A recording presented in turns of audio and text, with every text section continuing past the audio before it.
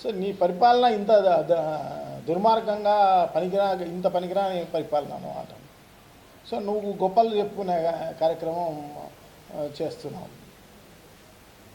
ఏమేమో ఇది ఏమంటే దానికి సంబంధించి ఏదైనా నేనే కనిపెడతా, ఏదైనా నేనే చేసినా అని చెప్పేసి చెప్పుకుంటూ నువ్వేదో ఏం డిజార్డర్ అది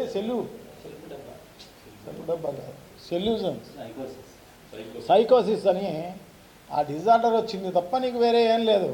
అన్నీ కనిపెట్టేసిన అది చేస్తా ఇవన్నీ నువ్వు దానికంటే ఇంకరో అంత ముందుకు పోయినంటే ఇసుక డబ్బులు చూసిండొచ్చు శుభ్రంగా. మీ తెలుగు తమ్ముళ్ళు ఎలా ఇసుక అమ్ముకుంటున్నారు, ఏం కథ. కొన్ని వందల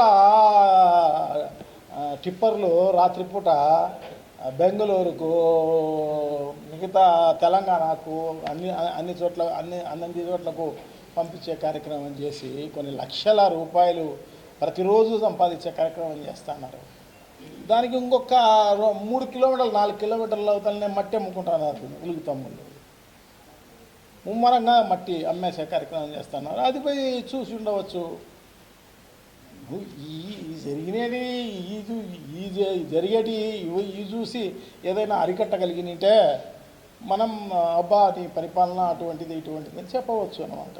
నువ్వు అది చేయకపోగా, రైతులకు ఏమీ మేలు చేయకపోగా, నువ్వు రైతులకు ఇది చేసేసినా అది చేసినా అని చెప్పేసి కథలు చెప్పే కార్యక్రమం చేస్తాను.